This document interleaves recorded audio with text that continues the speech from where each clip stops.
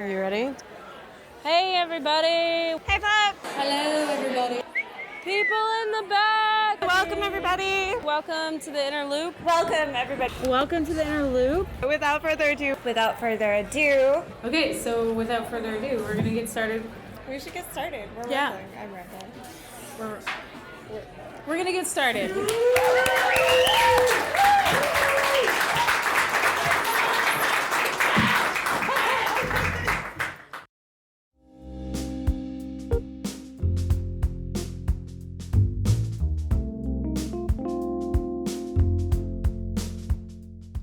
Welcome to the Inner Loop Radio. I'm Rachel Kuntz. And I'm Courtney Sexton.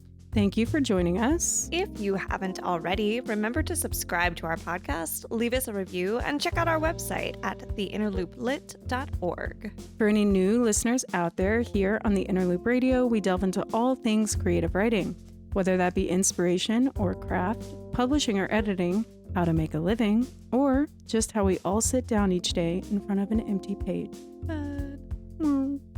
We invite friends and local writers onto the show to talk about their writing journey, what inspires them, or to delve deeper into craft. On today's show, we want to solve the mystery of prolific writers. Oh.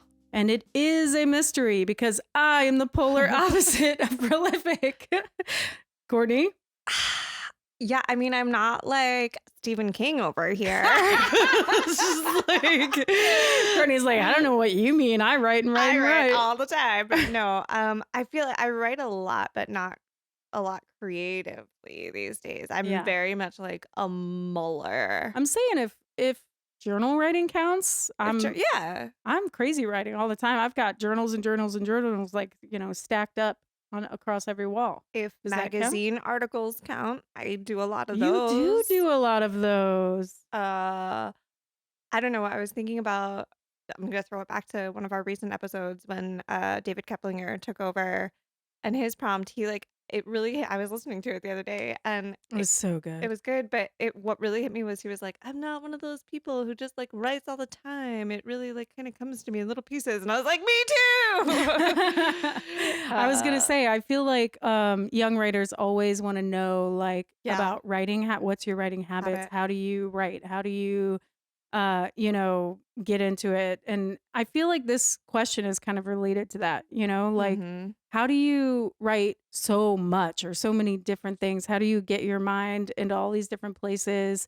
And how do you have the discipline to write that? Yeah. That's insane. So my question is, do you do like Charles Dickens where you write every morning from 8 a.m. No, to definitely 12 not. p.m.? I feel like that really jives with me. I mean, that's a beautiful idea. Ben Franklin said something like that too. No, Ben Franklin was insane, okay? He's get up at 4 a.m. Yeah, he was like, I sleep for 2 hours. Yeah, exactly. No. Charles Dickens, it was actually very reasonable when I read about his writing routine because it was he got up with his kids in the morning and then from 9 a.m. to 1 p.m. he wrote and then he would go for a long walk and then he would hang out with his family in the evening. And I was like, I could do that. Yeah, if I were independently wealthy, I could probably do that obviously. too. If we were all independently wealthy, we'd all be prolific, right? Yeah. But I feel like you'd probably jive with Agatha Christie, who basically kept a notebook with her and would just write down ideas as they came. And then one day she'd lock herself in a room and be like, do not interrupt me. Yeah. I'm writing. That's more my style for sure. Yeah. I find little half pieces of napkins or scraps all over and then they'll kind of just put together and be like, oh, that's a poem. There cool. it is. There it is. But it'll take years. So I'll be gathering them from the ether. That's my problem is it takes me years to craft anything. It's ridiculous. Well, I think part of it too, though, is when I think of very prolific writers today, especially in terms of those who are I don't know, maybe mass market kind of thing. There's a formula. Right? Stephen King? Stephen King, or I'm thinking but he writes all different kinds of things. He does write all different kinds of things. Or I'm thinking of romance writers a lot, like Nora Roberts. I was really into her books for a while. Yeah, quantity is not necessarily the goal. Great about them. Granted. They're not terrible, but there's a formula. So when you know kind of how to plug and chug, you can do that pretty easily too, right? That's just another method. the Goosebumps books. Exactly. R.L. Stein totally came up when I Googled prolific writers. Yes, exactly. All right, one more writing habit that I looked up was, which I really, really liked also, was Ray Bradbury, Yeah. who would read a short story every night before he went to bed, and then he would write a short story once a week. Okay. And I was like, I feel like I could do that too. Because then by the end of the year, you've read 365 short stories and written, what was it, like 52? Yeah. That's awesome. That's I a lot. also like reading is obviously an incredibly important part of your writing habit. Like talking about that. I find that when I fall off of my Yeah, it's totally reading, true. I also fall off of my writing. Absolutely. So, Yeah. yeah.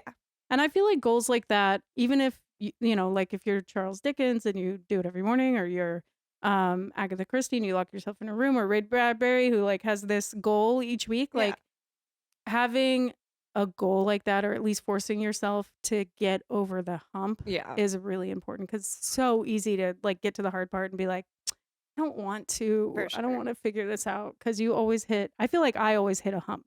I always hit a block. And then as soon as I like force myself past that block, then I have a breakthrough. There's also the like along with that, oh well, I can do it anytime. Yeah. It's like it's in there. Oh yeah, when I you just don't have have to kids, sit you're like, I can down. write all the time. No. It's like you keep yourself from doing it because you're like, oh, I don't have to sit down tonight and do it because I can really do it. I'll like do it. It's there. I don't. It's just a matter of like when I feel like it. That's what was great about grad school, is like deadlines. Yeah, exactly. Anyway, we don't know anything about being prolific. Alas. Let's get more on this subject with someone who, unlike us, actually is prolific. Coming up, we unlock the secret to prolificacy. Is that? It's totally a word, and I like it. I believe you. Stay tuned.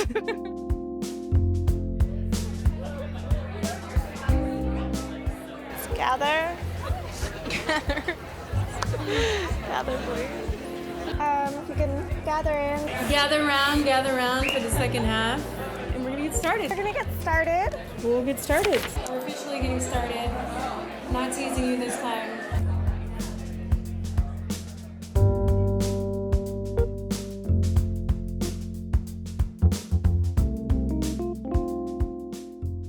Welcome back to the Interloop Radio. We've been discussing prolificacy, and now it's a word, I swear.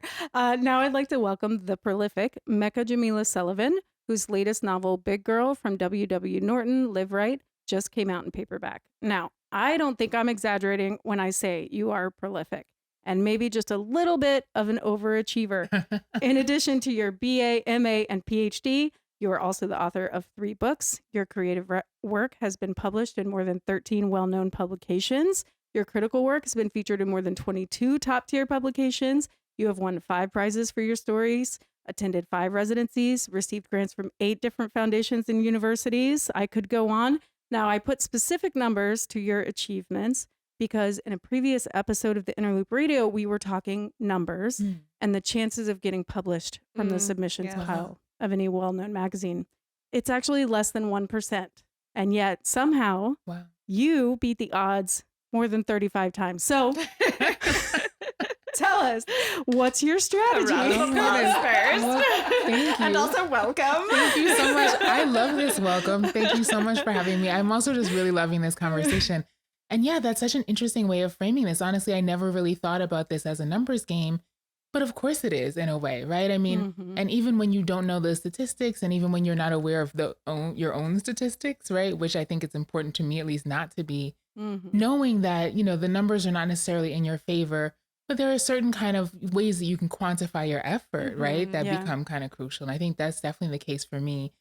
In listening to your conversation, I'm like, you know what? I feel like I'm a Bradbury meets Agatha Christie, right? Where it's like creating deadlines has always been super important for me. I spent a lot of time in grad school where, as you said, right, deadlines are kind of baked into the process. But, I was in grad school for English literature and doing creative writing on the side.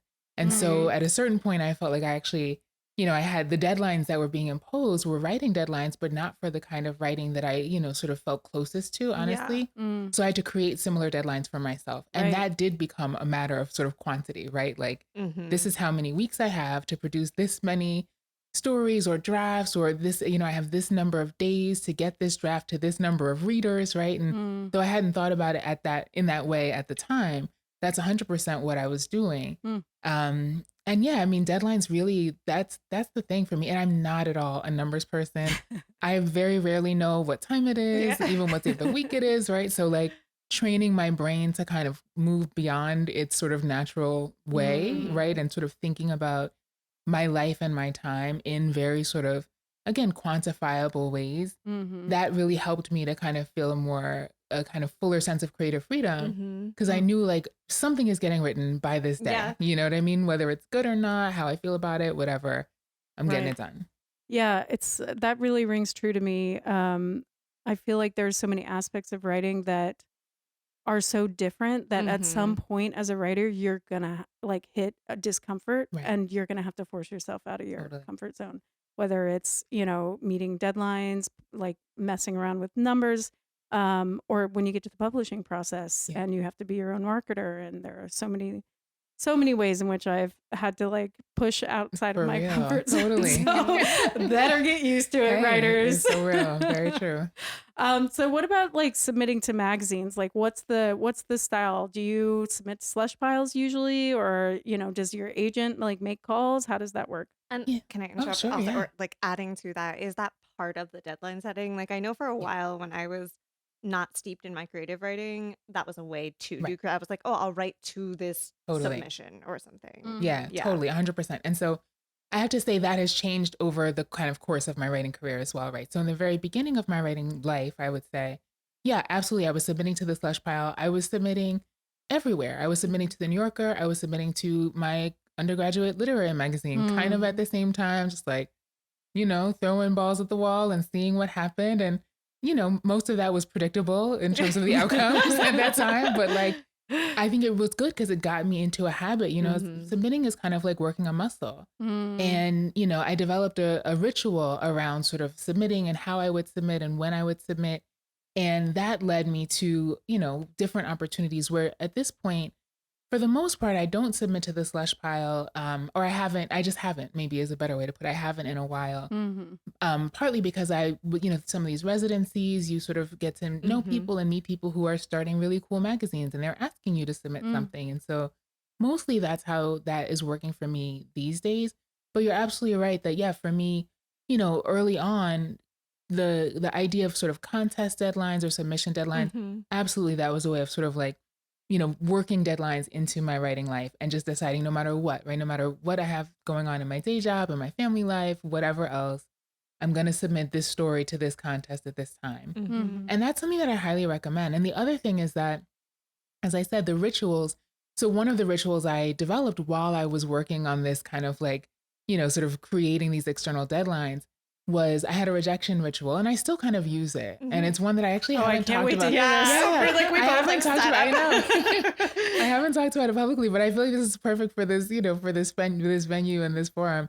So basically, what I would do, and I still do in a certain way, when I receive a rejection, I do something that feels really good to me, and then I do something that is good for me, Mhm. and Mm. then I get back to work. Mm. And so what that might mean is like, I love French fries. Anyone who has read my work, especially this novel, knows like I love fries.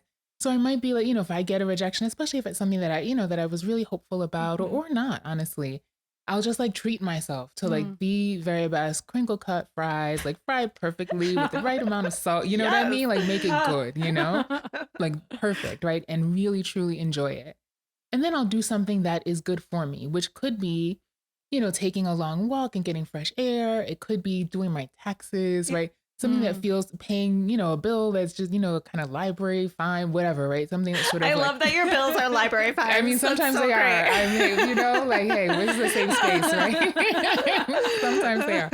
Whatever is the thing that will make me feel self-efficacious, Yeah. right? And feel Mm. like, I'm capable of doing things that I may not want to do, sort of activating that part of myself that sees myself as someone who can accomplish what they want to accomplish in the Mhm. world. Mhm. And then I get back to work, whether that means, writing another couple of paragraphs or submitting the same thing again, right? Mhm. Just something that sort of signals a kind of forward momentum with my Mhm. writing. Mm. And that is something I developed very early on in graduate school. And it really held me down because, Yeah. I mean, you kind of need all of those things. You know what I mean? If you want to sort of get to a place where you are prolific or productive or just like where your work is out in the world, Mhm. you need to feel okay Mhm. a lot of the time. Mhm. You know what I mean? You need to kind of be self-efficacious and you need to be working. And so sort of wrapping that all up as a response to rejection was really helpful for me. Yeah, that's probably the best submission advice that Yeah, we've ever gotten on the that's show. super healthy There you also. go, Yeah. No, but I Yeah. love this description of like submitting is like a muscle that you Mhm. have Yeah. to work, and that you talk about rituals and stuff, and it sort of reminds me of, workout routines and Mhm. things, or like trying to run and you like push yourself a little bit further, a little bit further. And it's very much, about discipline. And I think submitting is such a discipline Totally. that you have to practice, and probably gets easier with time. Yeah. I think also for myself, it has definitely gotten easier the more you do it. Right. The less rejection like gives you that deep sting. Right. But I also love this like, self-care routine at the end Totally. where, I take a hot bath after a hard workout. Yes. You got to treat yourself after a bad rejection. Yeah. And I mean, working out is something that I think about a lot and do a lot, and what it means to work out for me in a body that's not necessarily sort of the one you think of when you think of an active body or an Mhm. athletic body.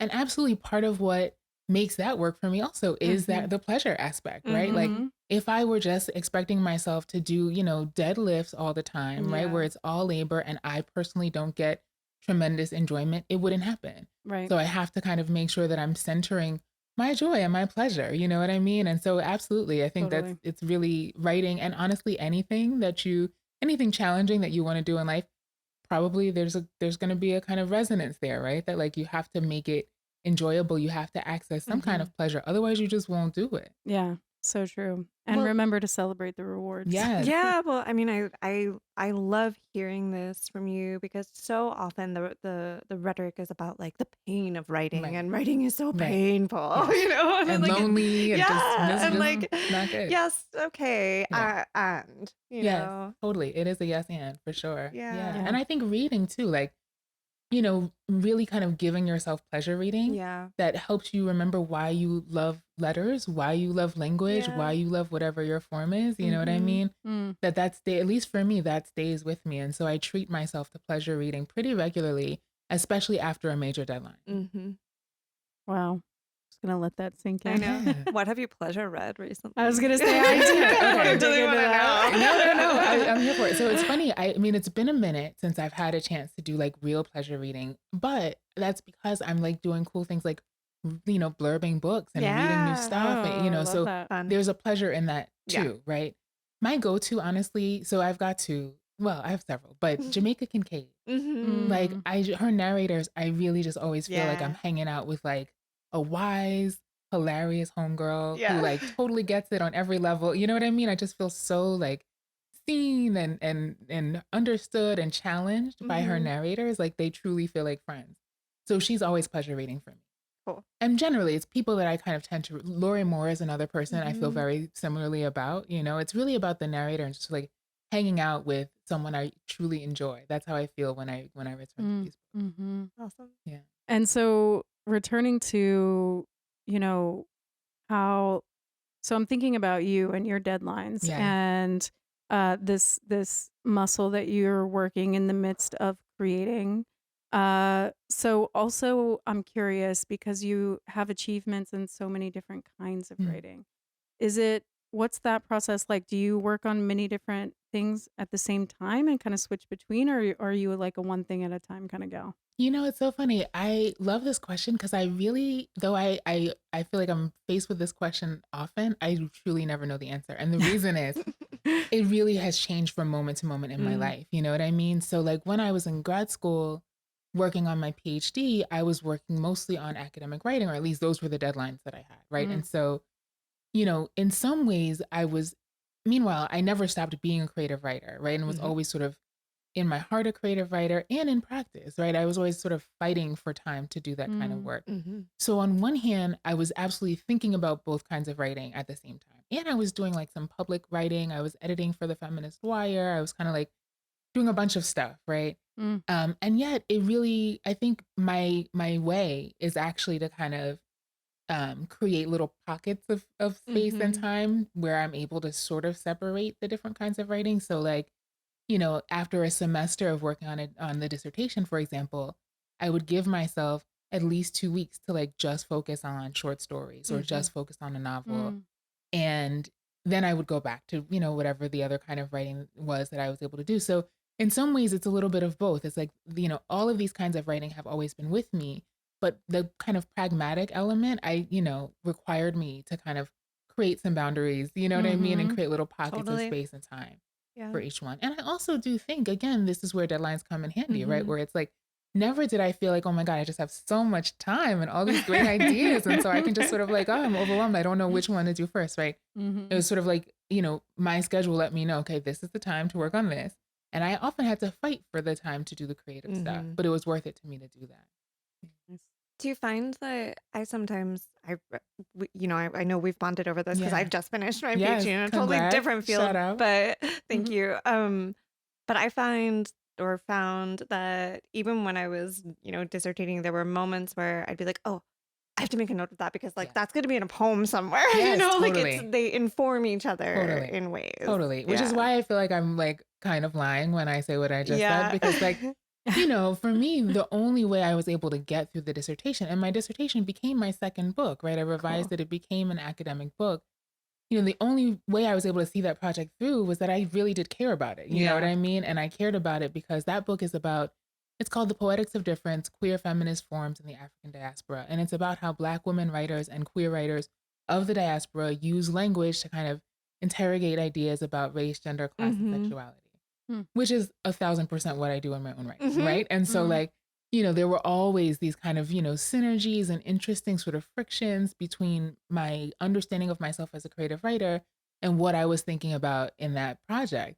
And it really did animate the project. So yeah, there were many, many times where I was taking notes and kind of was taking notes with both brains. Sure, you know what I mean? And I'm like, Yeah. yes, okay, like this is what Audre Lorde is saying, and this is what's happening with her poetic structure. And also, this is what Audre Lorde is saying, and this is what's happening with her poetic structure. You know what I mean? And yeah, I wouldn't really have it any other way. To me, scholarship, and academic writing is at its best when it also sort of speaks to creative drives and, the kind of intellectual world beyond academia. And that's what it did for me. Yeah. So tell us about Big Girl, because it sounds like you had a lot of different like projects on the pot, even if you've concentrated on one at a time at certain times. So how did this novel like come to be? Yeah. Okay. So Big Girl actually was the first book I ever imagined writing.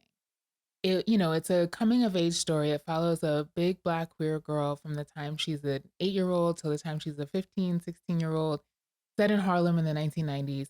And, it's about sort of her process of coming into herself and beginning to really kind of push against some of the expectations that her family and the world around her have about her life, but specifically her body. And so it's a story that's very similar to my own story, right? And so there are a lot of experiences that, I share with the main character.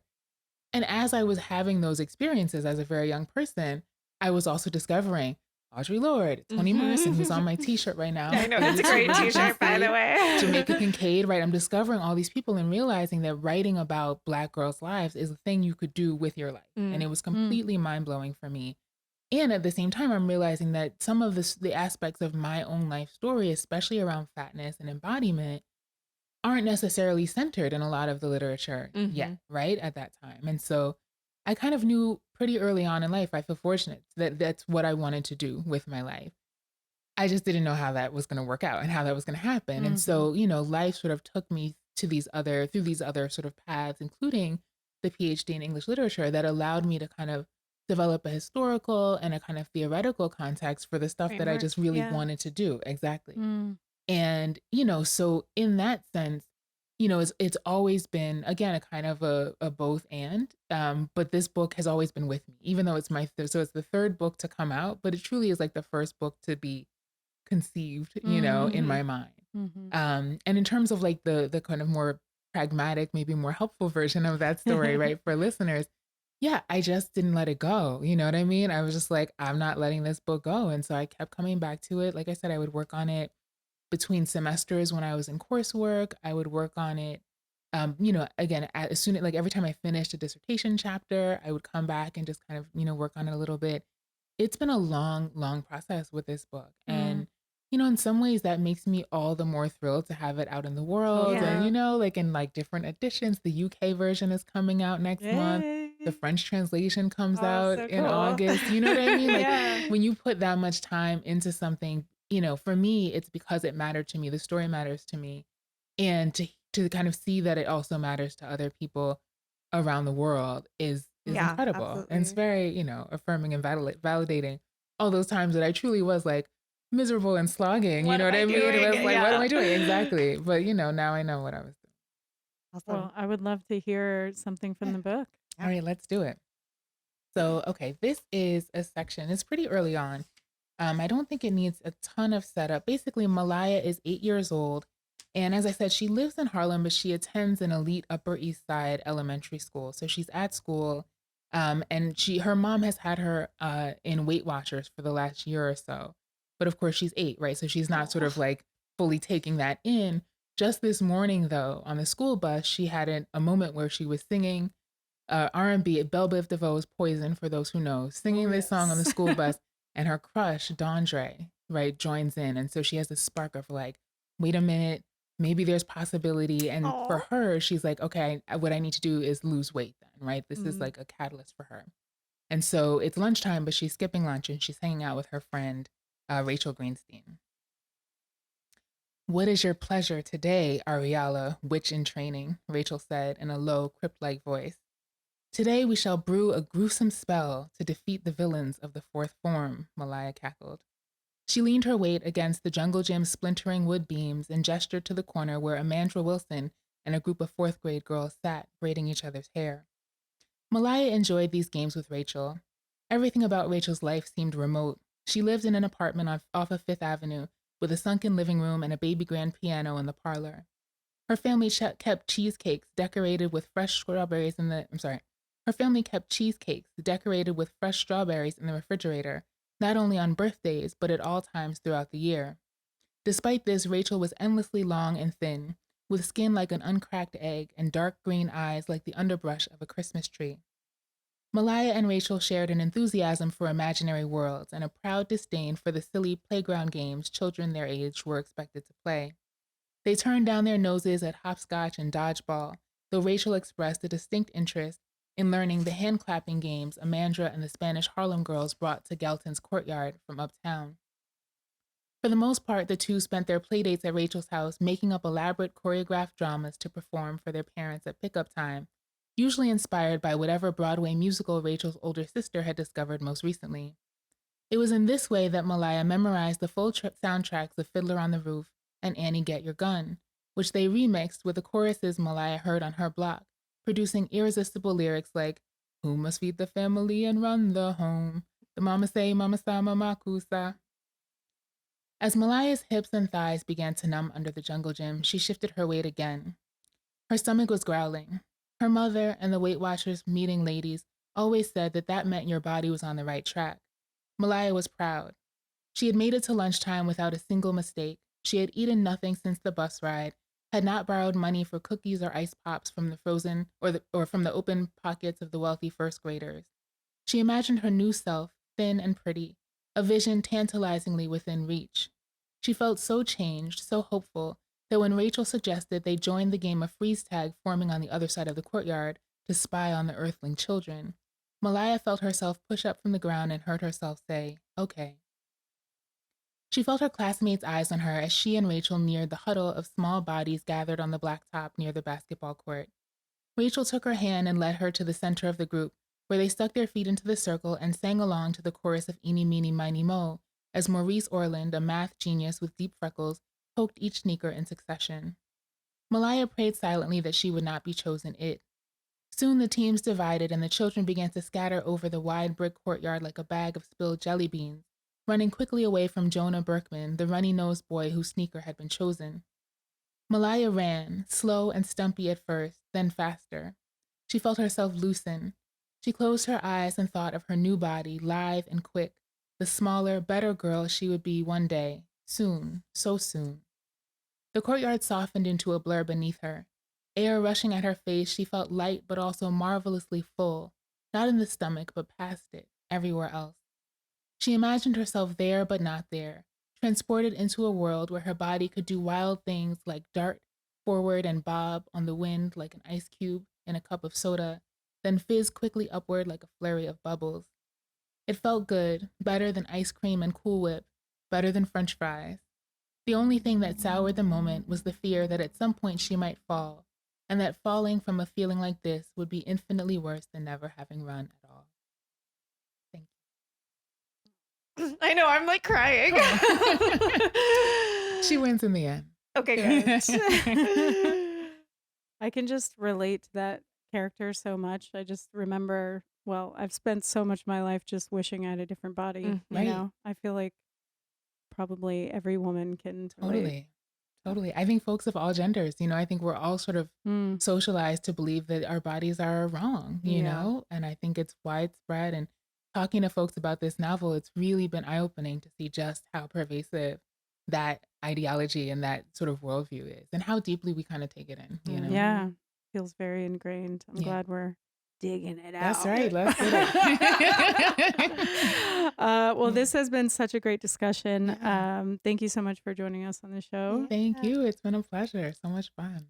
Mecca teaches at Georgetown University, and you can buy her book, Big Girl, from W.W. Norton Live Right, now in paperback. And we have had such a great time with you, but will you stick around for a little game? I sure will. I love games. Let's do it. Awesome. Up next, we will see what writing about identity has to do with clouds. Stay tuned. Yeah.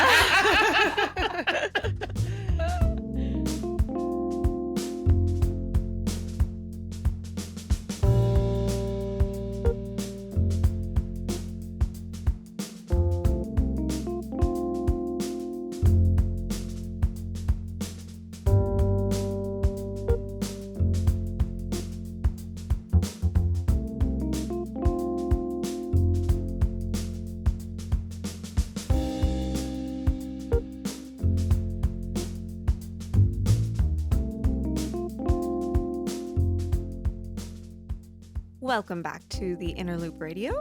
We turn now to a little application game. Say there is a well-regarded organization that is giving money out to writers like candy.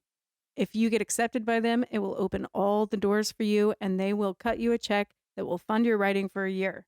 But it is very exclusive and they have an unusual mission.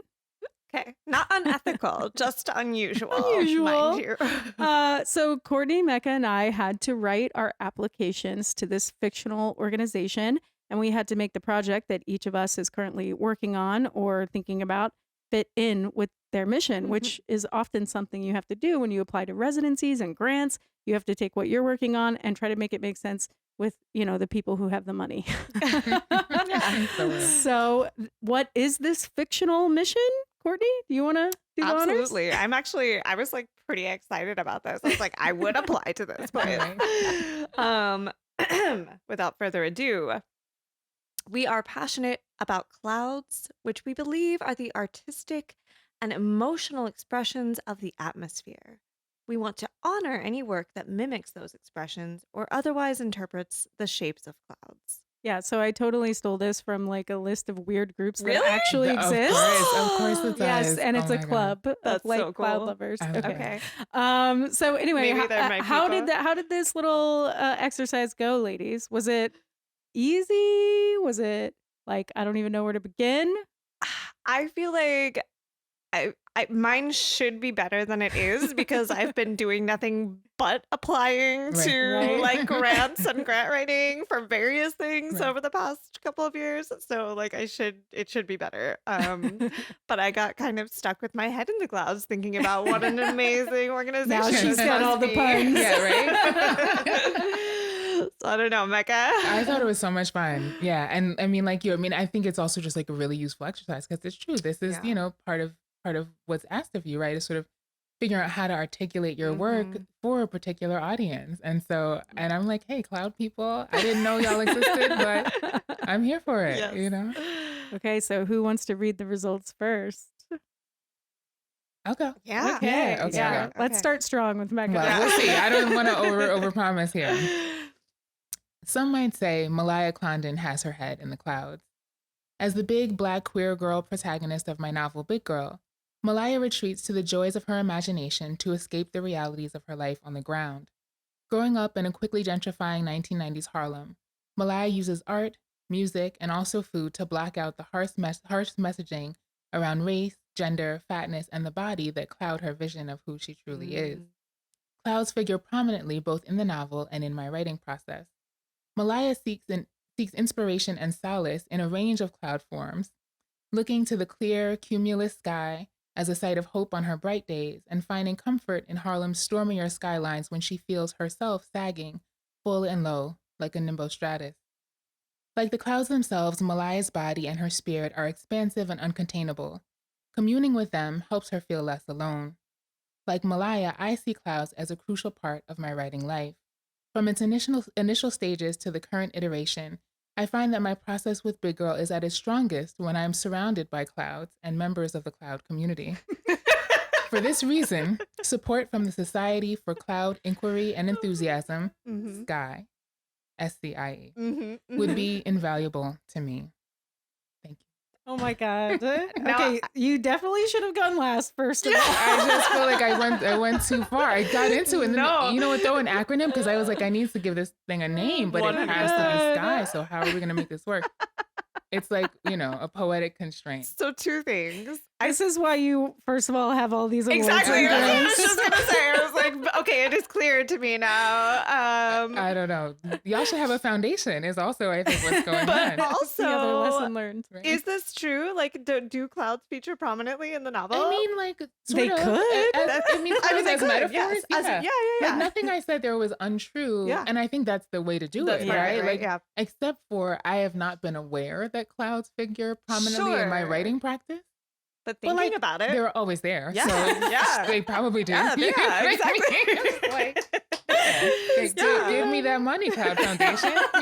They will feature prominently. They will. Yeah. I will write all your cloud novels. Exactly. Let's go. If you're going to sponsor my writing for a year, I'm going to bring the clouds out in that book. Yes, okay, they're going to be clouds in every scene. It's true. It's true. Yeah. Yes. I love it. It was an awesome exercise. Cool. Wow, you killed it. I don't know. All right, you're gonna have to follow it. I'm just gonna go because it is not there. And I didn't get into. I wanted to build in the language of the about the foundation organization. I didn't get quite that far, so this is just the I don't know, the little bits. I write a lot about dogs, and I don't know what the specific project is yet, but it's up there. It's in the clouds. It's in the clouds. Yeah. Waiting to precipitate. I was thinking about doing something of dog breeds as seen through clouds. But it didn't. Yeah. Okay. No, anyway. It's something you can work on. I can think about that. Yeah. It's a think piece. Dogs are our guides to the world we abandoned, the last great connection we hold to our wild. In order to embrace this gift they offer, we must find better ways to listen. Similar to understanding the language of the atmosphere as expressed through clouds, precipitation, and the myriad forces we are confronted by in the sky, understanding what dogs can show us demands that we seek cues in unlikely places, listen deeper for meanings we aren't aware of, and in other words, look harder for the shapes of clouds that canines offer, and be ready to interpret them with new perspectives. Nice. Yes. I would absolutely fund that project. Thank you. Yes. Yeah, that was a really, okay. I feel like you demonstrated your writing style in your application, which I think that's is usually also a method. important. And I was trying to make it wispy, clouds. Yeah. Okay. All right. Totally. Okay. Okay. I Bring just us home, Rich. I also brought my writing style in because I tend to lean heavily on metaphor. So here we go. My project is an artistic expression of intergenerational trauma. Like the evaporation of the Earth's liquids into the atmosphere, trauma also rises to an unknown place where it lies in wait. It accumulates with lived experiences, compounding itself through repetition compulsion and environmental reinforcements until it finally bursts, precipitating itself upon the next generation. Yeah. Yes. Oh okay. I think these are so solid or not solid. Right. This is awesome. This should be a journal issue or something. Yeah. Right? Cloud writing. I'm proud of us, you guys. Yeah. Yeah. We're profesh. Totally. Well, thank you so much for playing along with us and for Thank being on the you. show, Mecca. Thank you. It was Yeah. so much fun. Thanks for having me on. That's our show. We'll be back next Monday with an Inspiration Takeover, our new series of mini episodes where a local writer takes over the podcast to give us a dose of inspiration. And if you want to learn more about The Inner Loop and all of our programming, visit us at theinnerlooplit.org or find us in the clouds, where you can also donate to support us and local literature. But don't throw your money to the sky. Like, actually give it to us. Yeah. Follow us on Facebook, Instagram, and Twitter at The Inner Loop Lit. Today's episode was produced by me, Rachel Kuntz. Our theme music is by Andrew Logan, and our technical advisor is James Skinner. Thanks again to Mecca Jamilah Sullivan for joining us on the show. And if you enjoyed today's episode, tell us with some pictures of clouds. Or better yet, leave us a review that can be pictures of clouds. Can be, but it could also be The Inner Loop Radio is a visible mass of miniature literature droplets, gathering inspiration from nearby sources and pouring motivation upon its listeners. That's a good one. We should say that. Right? I got metaphors all day. On that note, don't forget to subscribe. Subscribe so you can get inspired, get focused, and get lit on The Inner Loop Radio. Happy writing. Right on.